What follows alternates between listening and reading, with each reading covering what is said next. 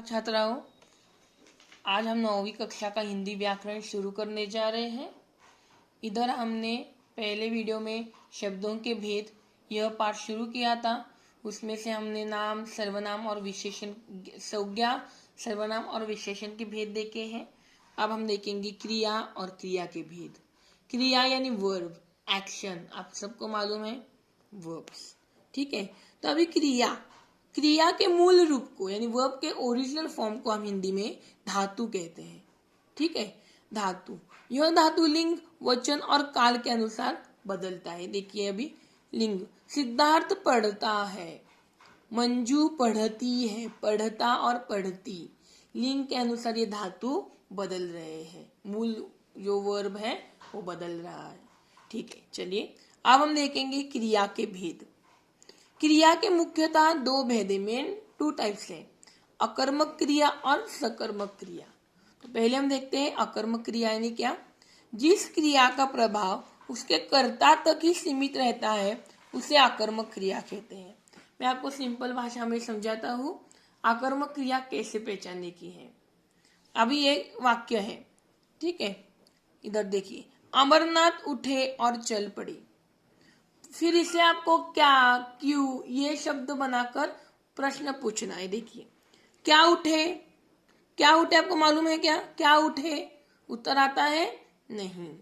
तो ये क्या, कौन सा है, अकर्मक। इसलिए इसे कोई करता नहीं है, सिर्फ उठे ये क्रिया है, इसे कोई कर्म या कर्ता नहीं है, इसका कोई प्रभाव नहीं है, इसलिए क्या हो गया इधर, अकर्मक क्रिया।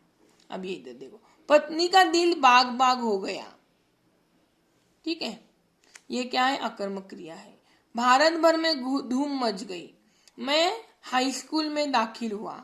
अभी ध्यान में रखिए, कुछ क्रियाएं हमेशा अकर्मक ही रहती है। जैसे कौन सी है, देखिए, उठना, बैठना, सोना, रोना, हंसना, जीना, मरना, कूदना, चढ़ना, डरना, जागना और सोना।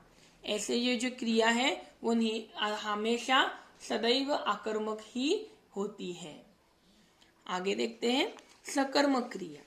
जिस क्रिया का प्रभाव उसके कर्म पर पड़ता है, इफेक्ट होता है, उसे सकर्मक क्रिया। अभी देखिए इधर, पत्नी ने शिकंजी बनाकर पिलाई। क्या पिलाई, शिकंजी।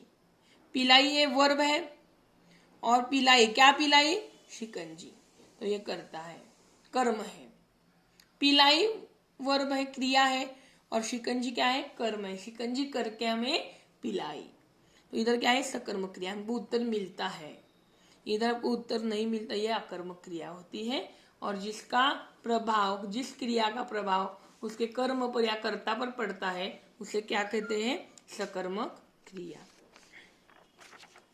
देखिए इधर और कुछ उदाहरण दिए हैं। मैंने तुम्हारे पराठे साधु को दे दिए। दे दिए ये क्रिया है, क्या, क्या दे दिए, पराठे, ये क्या है, कर्ता, कर्म। आपने साबरमती आश्रम देखा होगा, कौन सा आश्रम, साबरमती आश्रम। इच्छा न होते हुए भी मुझे खाना खाना पड़ा। क्या खाना पड़ा, खाना। अभी क्रिया के अन्य बहुत भेद है, उनमें से हम तीन भेद, अभी और तीन भेद सीखेंगे। संयुक्त क्रिया, सहायक क्रिया और प्रेरणार्थक क्रिया। देखिए संयुक्त क्रिया यानी क्या, जब एक वाक्य में एक से ज्यादा दो क्रिया आती है तो उसे संयुक्त क्रिया कहते हैं। देखिए ना, बैठ गई, श्रीमती जल्दी ही थक कर बैठ गई।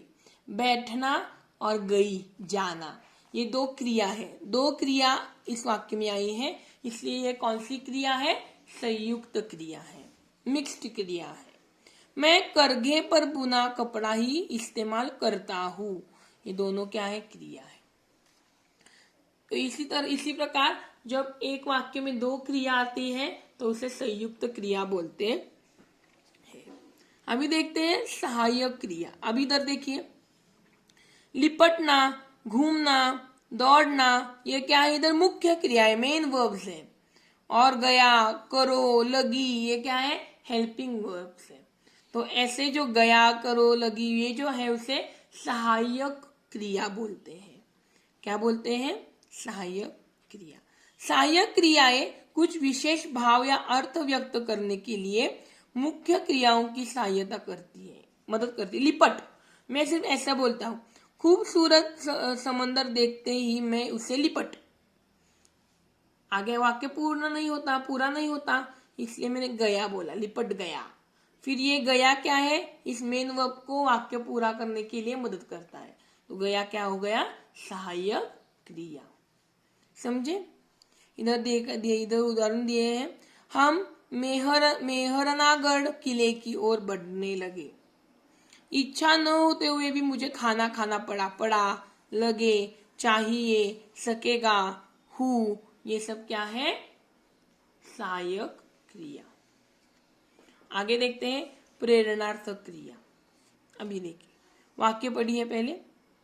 हर्षित कविता पढ़ता है, माँ हर्षित को कविता पढ़ाती है, माँ शिक्षिका से हर्षित को कविता पढ़वाती है। अभी उपरोक्त वाक्य में पढ़ना, पीना दो दो रूपे है। पढ़ना के दो रूप है ना, पढ़ता, पढ़ाती और पढ़वाती।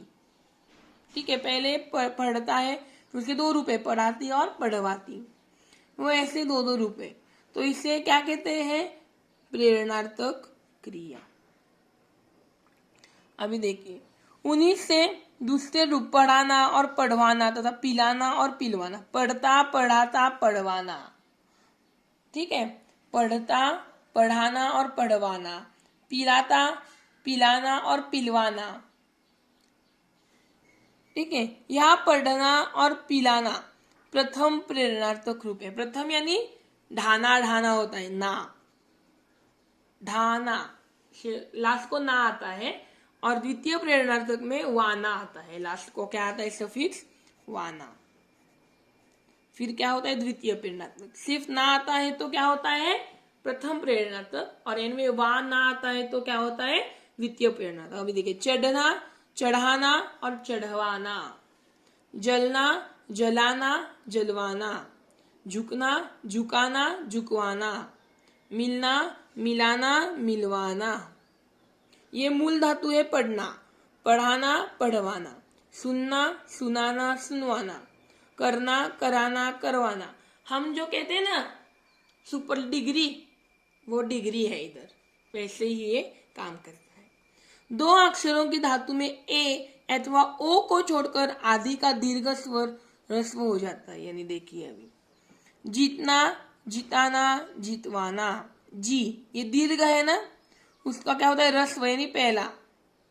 ठीक है, जब अभी इधर ऐसा है। दूसरा क्या है, दो अक्षरों के धातु में ए अथवा ओ को छोड़कर, ए या ओ आता है तो उसको छोड़कर बाकी सब लोगों को क्या होता है, जो दीर्घ होता है वो ह्रस्व हो जाता है। जितवाना, जिताना, जिताना, जितवाना। डूबना, देखो ये दीर्घ है, पहला उकार हो गया, डुबाना, डुबवाना। सीखना पहला हो गया, सिखाना, सिखवाना। मानना, मनाना, मनवाना। ऐसे ये एक अक्षर वाली धातु के अंत में ला और लवा लगाकर दीर्घ स्वर ह्रस्व कर देने से प्रथम प्रेरणार्थक और द्वितीय प्रेरणार्थक रूप बनते हैं। खाना, इसे क्या कहना है, खिलाना, ह्रस्व करना है। लाना, लाना लगाना और कराना, खिलवाना। पीना, पिलाना, पिलवाना। सुखना, सुखाना, सुखवाना। सोना, सुलाना, सुलवाना। देना, दिलाना, दिलवाना। छोड़ना, छुड़ाना, छुड़वाना। रोना, रुलाना, रुलवाना। ऐसे ये सब आपको पाठ करने हैं। आगे भी देखिए, वैसे दिए आपको ये पढ़ने हैं। अभी देखिए कृति स्वाध्याय। निम्नलिखित वाक्यों में सहायक क्रिया छाट कर लिखिए। सहायक वो हमेशा लास्ट में आती है, सहायक क्रिया वो आपको ध्यान में रखना है। लगा, होगा, करेंगे और था। इधर क्या आएगा, ली, है और जाती। ये सब क्या आएंगे, सहायक क्रिया। बहुत इजी है छाटना सहायक क्रिया, वो हमेशा सेंटेंस के लास्ट में आते हैं। कर्म के आधार पर क्रिया पहचान कर लिखिए। कौन सा कर्म है, अकर्मक है या सकर्मक है, आपको लिखना है। देखिए, अभी पिताजी प्रतिदिन रामायण पढ़ते हैं। आपको अगर प्रश्न पूछा तो आपको उत्तर नहीं आएगा, पढ़ते। ठीक है, तो ये सकर्मक है।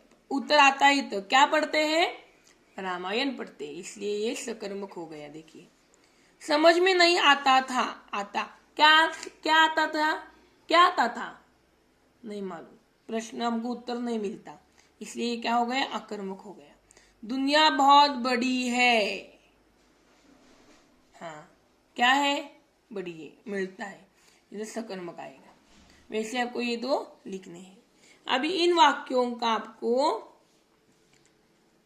इन शब्दों का आपको वाक्य में प्रयोग करना है। ये क्या है, सहायक क्रिया है, इसलिए ये जो क्रिया है, ये जो शब्द है वो सेंटेंस के लास्ट में आना चाहिए और उसके पहले मेन वर्ब आना चाहिए। ठीक है, आगे देखिए, ऐसे 5 वाक्य लिखिए जिनमें संयुक्त क्रिया का प्रयोग, संयुक्त यानी दो, मैंने लिखा है, मैं लड़ने नहीं आया हूं, आया और हूं, ये क्या है, संयुक्त क्रिया है। वैसे आपको रिमेनिंग 4 वाक्य लिखने हैं। आगे देखिए, वो एक टेबल दिया है, वो आपको पूरा करना है। क्रिया प्रथम प्रेरणार्थक और द्वितीय प्रेरणार्थक, करना, कराना, करवाना, नाचना, नचाना, नचवाना। वैसे आपको ये जो रिमेनिंग है वो आपको छुड़ाने के हैं। आगे, निम्नलिखित वाक्यों से प्रेरणार्थक क्रिया पहचान कर उसका रूप लिखिए। पिलाया, पिलाया कौन सा प्रेरणार्थक है, प्रथम प्रेरणार्थक। लिखवाया, द्वितीय प्रेरणार्थक। वहां गया तो द्वितीय।